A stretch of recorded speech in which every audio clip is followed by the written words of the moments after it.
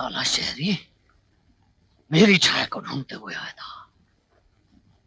वो तो शंकर ने हाथ पकड़ लिया मेरा, वरना साले को वहीं खत्म कर देता। लेकिन मनीराम, ये छाया का नया आशिक कहां से पैदा हो गया? पर पंडित जी ने कहा था छाया की शादी तो मनीराम से ही होगी। था क्या वो काशी पंडित?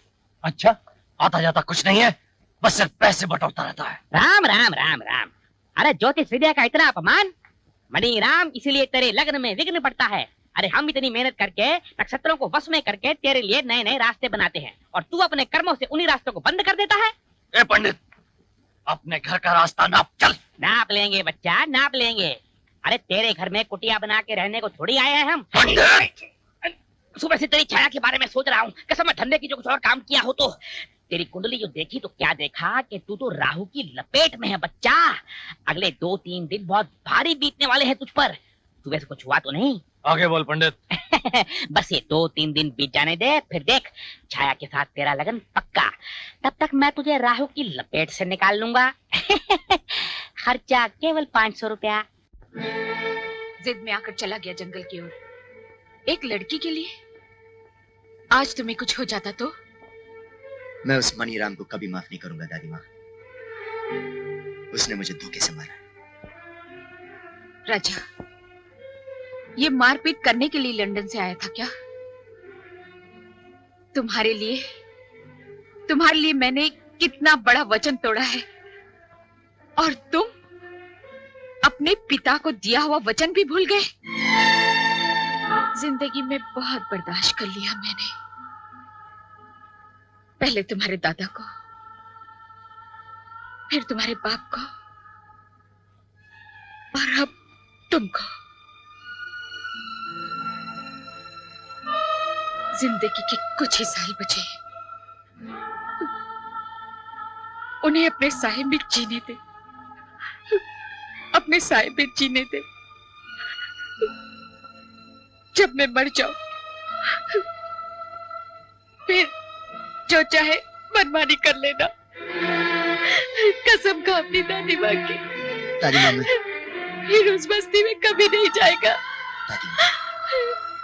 दादी माँ, मैं आपसे बहुत प्यार करता हूँ।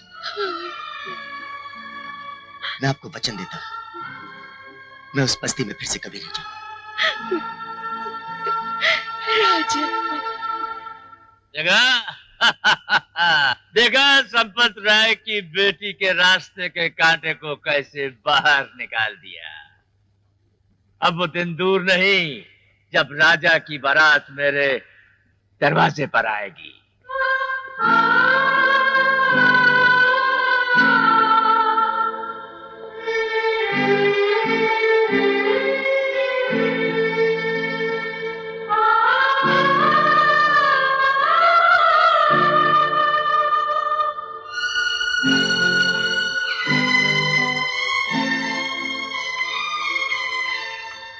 राजा साहब, हमसे आपका ये दुख नहीं देखा जाता। बड़ी मुश्किल से खुशी की एक लहर आई थी हमारी हवेली में, और वो भी। मैं क्या करूं टिकुराम? दादी माँ ने तो मुझसे वचन ले लिया, लेकिन मैं छाया को नहीं भूल सकता। लगता है उसके और दादी माँ के बीच पट गया हूं मैं। ना जाने मेरे बिना उसका क्या हाल होगा। हुजूर, अगर आप चाहें तो हम आपका संदेशा पहुंचा सकते हैं। तुम? हाँ हुजूर। टिकुराम, अगर तुमने मेरा ये काम कर दिया तो मैं तुम्हारा एहसान जिंदगी भर नहीं भूलूंगा, लेकिन तुम्हारे लिए वहां खतरा है। आप फिक्र न करें। 12 साल 11 महीने 15 दिन हमने आपका नमक खाया है। हम हमारी जान पे खेल जाएंगे, लेकिन आपका वो संदेशा जरूर पहुंचाएंगे। छाया, छाया मैं हूँ, मैं। अरे टिकुराम, तुम? मुझे राजा ने भेजा है। कैसा है वो? तड़प रहा है तुम्हारे प्यार में। बड़ी माँ ने उससे कसम ली है ना कि वो इस बस्ती और जंगल की तरफ कभी ना आए। फिर तो मैं मर जाऊंगी टिकुराम, राजा के बिना।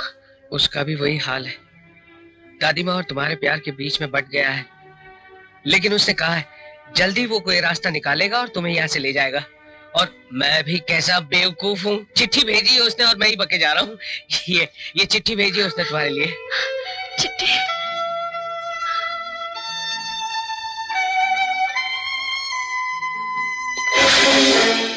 साला चिट्ठी लेकर आता है हवेली वालों की। हाँ, मैं चिट्ठी लेकर आया। क्या कर लोगे तुम? चमड़ी उधेड़ कर रख दूंगा तेरी।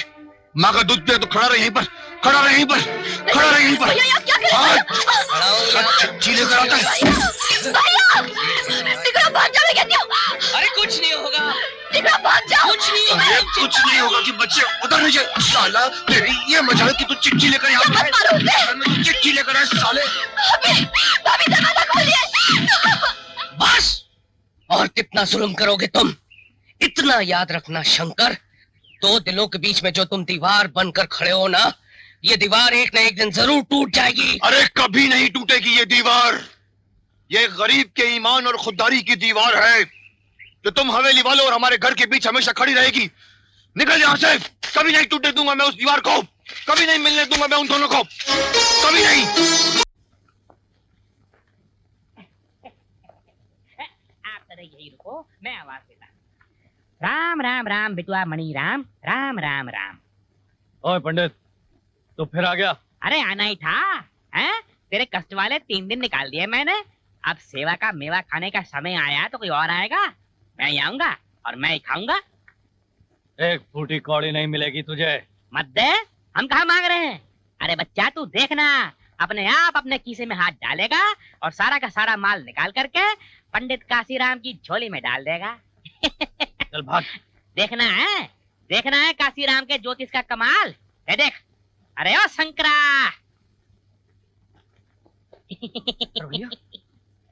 अरे शंकर भैया, आओ आओ। अरे भाई, तुम्हारी और छाया की सगाई की तारीख निकलवाने गया था। 7 दिन बाद अगले बुध का शुभ मुहूर्त निकाला है इसने। मैंने सोचा कि उस दिन सगाई की रस्म पूरी कर ली जाए। शंकर भैया, आपने तो बहुत ही अच्छी खबर सुनाई। मैं बहुत खुश हूँ।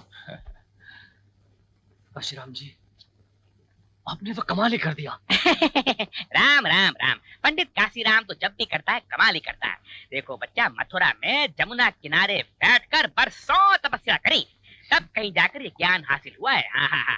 तक शत्रुओं पे जो है ना पूरा कंट्रोल है। और मजाल है कि बिना हमारी आज्ञा के कोई भी साला ग्रह जो है इस घर से उस घर में जा बैठे ना। मान गए काशीराम जी, मान गए। इस खुशी के मौके पे 1000 रुपए आपके सर पे वार देता हूँ। अरे 1000 में तो राहु केतु का बैट बॉल भी नहीं आता। चल अब गिल्ली डंडा खिला दूंगा और क्या है। अब मंगने की बात बुध से हिलनी नहीं चाहिए, क्योंकि बुध काम शुद्ध। नहीं करनी मुझे जबरदस्ती की है मंगनी। तो क्या उस हवेली में जाकर रहना है जहां से धक्के मारकर निकाली जा चुकी हो तुम? गौर से सुनो तुम मेरी बात। उस मणिराम को वचन दे चुका हूं मैं। अब ये सगाई नहीं टल सकती। ये होनी अचल है, पत्थर की लकीर है ये। अगर ये मंगनी पत्थर की लकीर है तो मेरी मौत को भी आने से कोई नहीं रोक सकता। मैं अपनी जान दे दूंगी, लेकिन राजा को छोड़कर किसी और के साथ शादी नहीं करूंगी। मैं पागल हो गई हूँ, पागल हो गई हूँ मैं राजा के प्यार में, उसके इंतजार में। मैं आपसे कह देती हूँ, अगर आप लोगों ने मुझे किसी और के पल्ले बांधने की कोशिश की ना, तो मैं अपने आप को मार डालूंगी। भाभी, अब मैं आपको कैसे समझाऊं मैं? नहीं रह सकती मैं राजा के बिना। मैं मर जाऊंगी मैं राजा के बिना।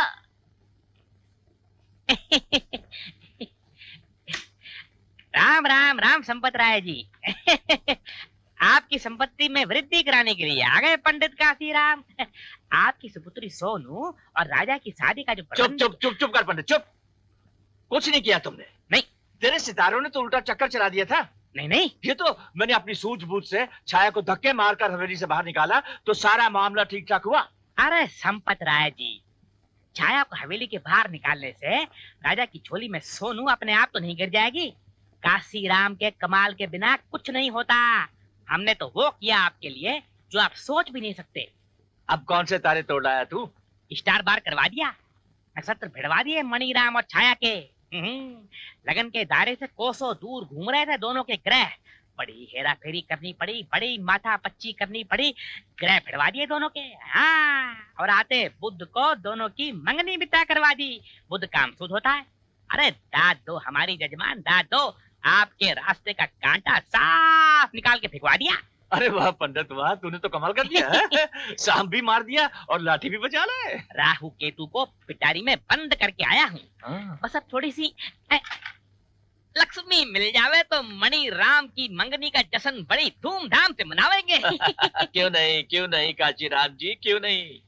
अरे थैली भर के धन ले जाइए और बड़े जोरों शोर से जश्न मनाइए।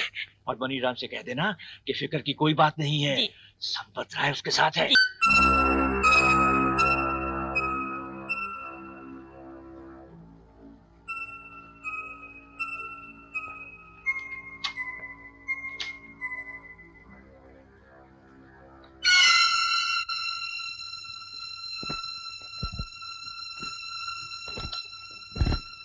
छाया, तो संभाल के रख अपनी लाडली को। इससे पहले कि हवेली वालों के सामने मेरी गर्दन झुके, काट डालूंगा मैं इसकी गर्दन। छाया, अब मेरी बच्ची क्यों अपनी जान जलाती? देख क्या हाल कर लिया तूने अपना। तुम क्या समझती हो भाभी, मैं इन लाठियों के जख्मों से डर जाऊंगी? अगर इन्होंने मेरे 100 टुकड़े भी किए ना, तब भी मैं अपने राजा को नहीं भूलूंगी। जिस रास्ते की कोई मंजिल ना हो, उस रास्ते पर चलने का क्या फायदा? भूल जाओ ना हवेली वालों को और अपने भैया की बात मान ले मेरी बच्ची। भाभी, आप भी आप ही तो सहारा है मेरा, और आप भी ऐसे बोल रही हैं। जहर क्यों नहीं लाकर दे देती मुझे? सबको एक साथ छुटकारा मिल जाएगा मुझसे।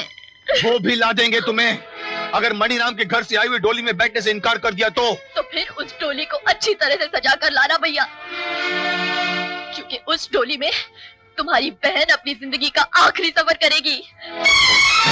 हीर को जहर खिलाकर डोली में भेजते तो आपने सुना ही होगा, अब अपनी आंखों से देख भी लेना। मुझे पता चला है कि इस बुधवार को छाया की मंगनी किसी मणिराम के साथ हो रही है। इस मंगनी के साथ ही ये किस्सा हमेशा हमेशा के लिए खत्म हो जाएगा। अच्छा, हाँ।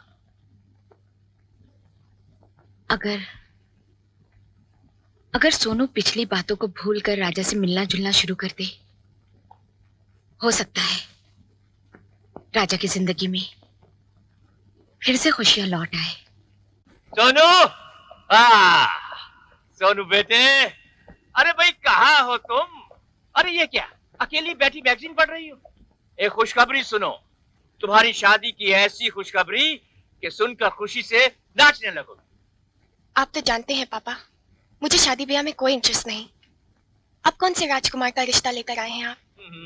किसी राजकुमार का रिश्ता नहीं, राजा का रिश्ता। अरे तुम्हारे राजा का रिश्ता। क्यों मजाक कर रहे हैं अपनी बेटी के साथ पापा? क्या मैं जानती नहीं कि राजा छाया के साथ?